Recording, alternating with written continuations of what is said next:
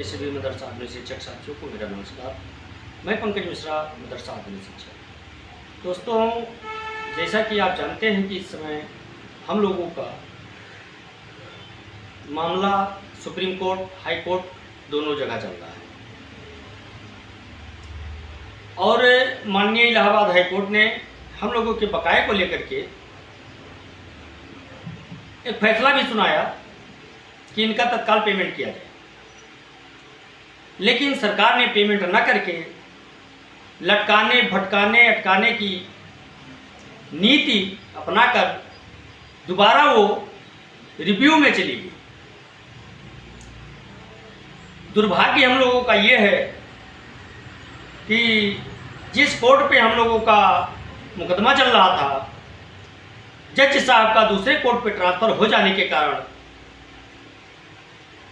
हम लोगों के मामले में विलंब हो रहा है। अभी उसकी कोई सटीक जानकारी नहीं मिल पा रही है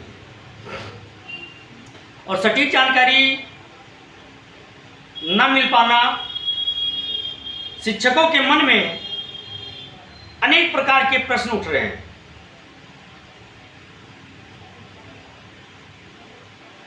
और हमारे मदरसा आधुनिकीकरण शिक्षकों के मुखिया, आईमास प्रमुख श्री एजाज अहमद साहब उस मुकदमे के पैरोकार हैं और बहुत अच्छे ढंग से उन्होंने इस मुकदमे की पैरोकारी की है, जिसका यह नतीजा है कि कोर्ट ने हम लोगों को आदेश दिया है।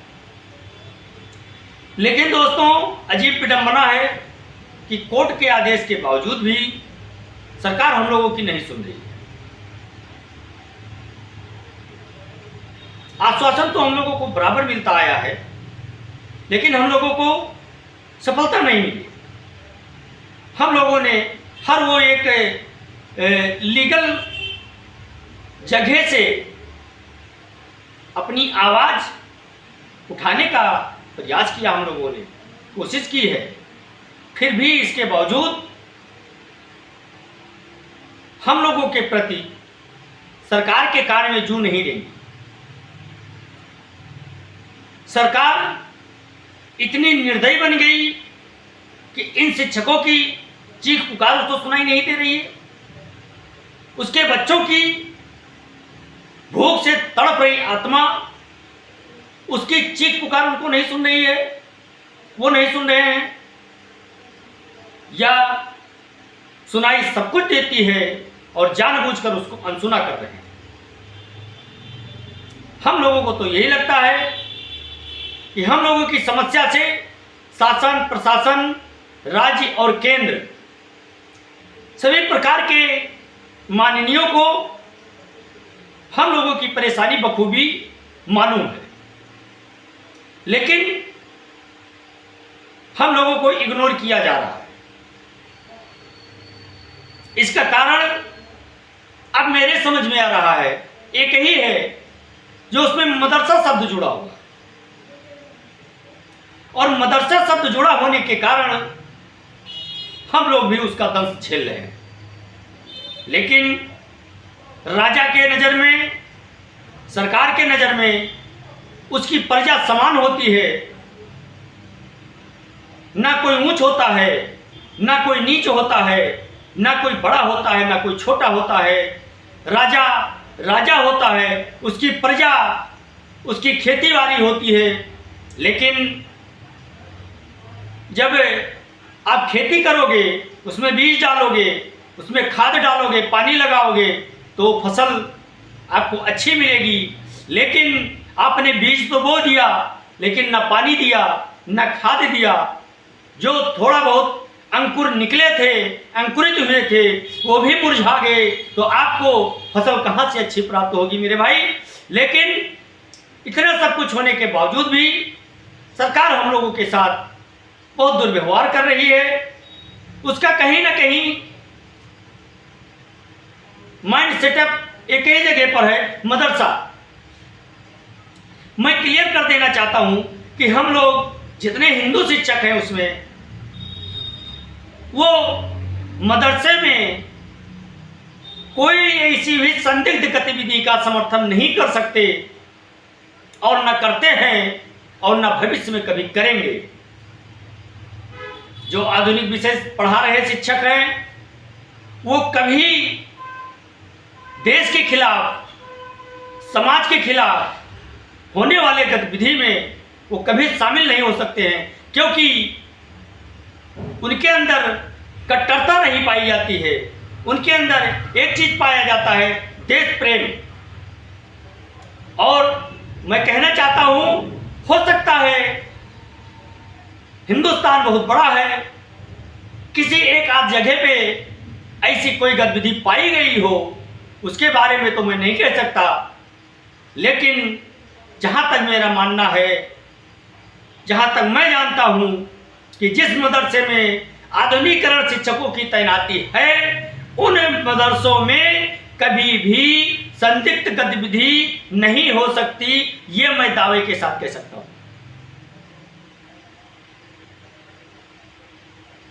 लेकिन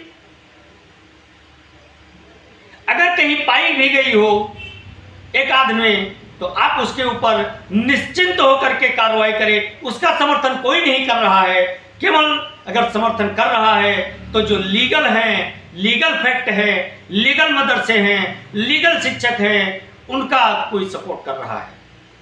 फर्जी वालों का हम लोग समर्थन नहीं कर रहे हैं, ना हम लोग उसके समर्थक हैं। तो सरकार को सोचना चाहिए, इलेक्शन का समय चल रहा है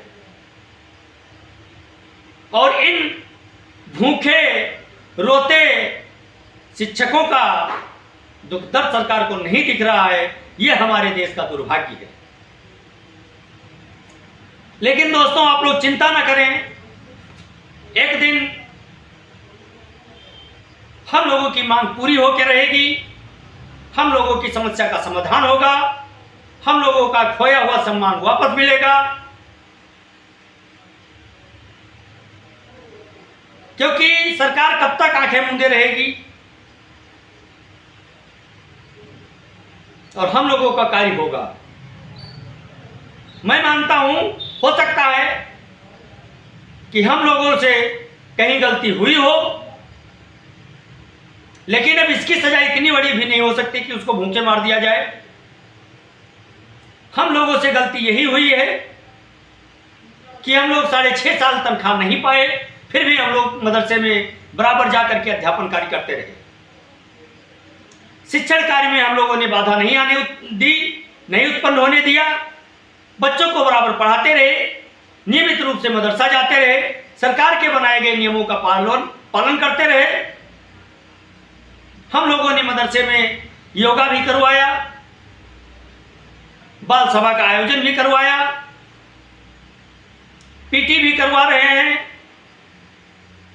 राष्ट्रगान भी करवा रहे हैं, प्रार्थना भी करवा रहे हैं और सरकार के बताए हुए सभी नियमों को हम लोग फॉलो भी कर रहे हैं। इसके बावजूद हम लोगों की कमी कहाँ रह जाती है, ये हमको खोजने में तो नहीं मिलता है। लेकिन सरकार को अगर खोजने में मिल रहा है तो सरकार बताए कि हम लोगों की क्या कमी है, किस वजह से हम लोगों के साथ ऐसा सौतेला व्यवहार किया जा रहा है। क्या हम इस देश के नागरिक नहीं हैं? क्या हम हिंदुस्तान में नहीं रहते हैं? क्या हमारा अधिकार नहीं है? यह मैं सरकार से पूछना चाहता हूं। अगर आपको मदरसा शब्द से एलर्जी है, बेशक आप मदरसा बंद कर दीजिए। हम मदरसा के पक्ष में नहीं है। जो लीगल मदरसे हैं उसको चलाइए आप, जो अनलीगल मदरसे हैं उसको बंद कर दीजिए आप, उनके ऊपर कार्रवाई करिए, कड़ी से कड़ी कार्रवाई करिए। उसका कोई समर्थन नहीं कर रहा है, लेकिन जो लीगल है उनको तो चलाइए। उनमें पढ़ने वाले बच्चों को तो पढ़ाने दीजिए, उसमें पढ़ाने वाले शिक्षकों के परिवार को तो भी देखिए आप। दोस्तों, मैं अपने सभी मदरसा आधुनिकीकरण शिक्षक साथियों से कहना चाहता हूं, मेरे भाई, आप लोग इस वीडियो को पूरा देखें, पूरी बात को समझें और अपनी तैयारी बना के रखें।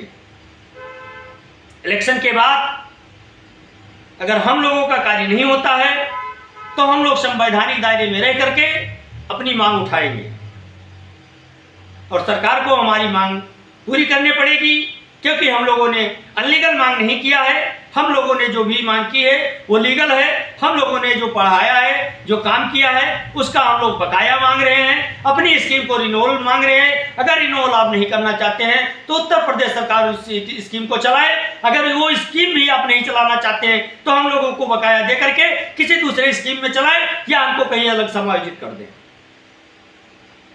अगर आप मदरसा नहीं चलाना चाहते हैं मत चलाइए, हमको कोई समायोजित कर दीजिए, कोई दूसरी स्कीम चलाइए, उसके तहत हम लोग अपना कार्य करें। अब हम कहाँ जाएंगे, हमारा परिवार क्या करेगा, हमारे पास इतना भर्ती भी तो नहीं है कि हम कुछ धंधा करें।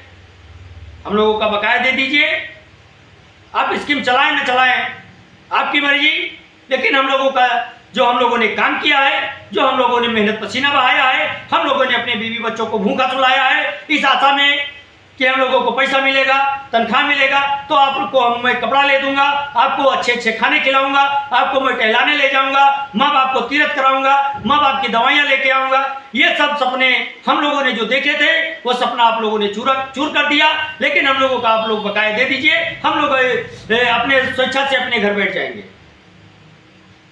लेकिन आप अगर हम लोगों का बकाया नहीं देते हैं तो हम लोग संवैधानिक दायरे में रह करके इलेक्शन के बाद फिर अपनी मांग तेज करेंगे, पिछले से दुगनी ताकत से तेज करेंगे। उसके लिए प्रत्येक शिक्षक तैयार है। और मैं अपने सभी उन शिक्षकों से कहना चाहता हूं, मेरे भाई आप लोग एकदम लड़ रहे हैं, तैयार हैं, कुछ ही समय का इंतजार है, समय बीतने वाला है, वो थोड़ा समय और इंतजार करिए। अगर हम लोगों की मांग पूरी नहीं होती है तो हम लोग एक बार फिर संविधान के दायरे में रह करके अपनी मांग जरूर उठाएंगे, चाहे हमको लखनऊ तक जाना पड़े, चाहे हमको दिल्ली तक जाना पड़े, हम लोग अपनी मांग जरूर उठाएंगे। उसके लिए आप लोग तैयार रहें। आज के लिए बस इतना ही। नमस्कार, जय हिंद, जय भारत।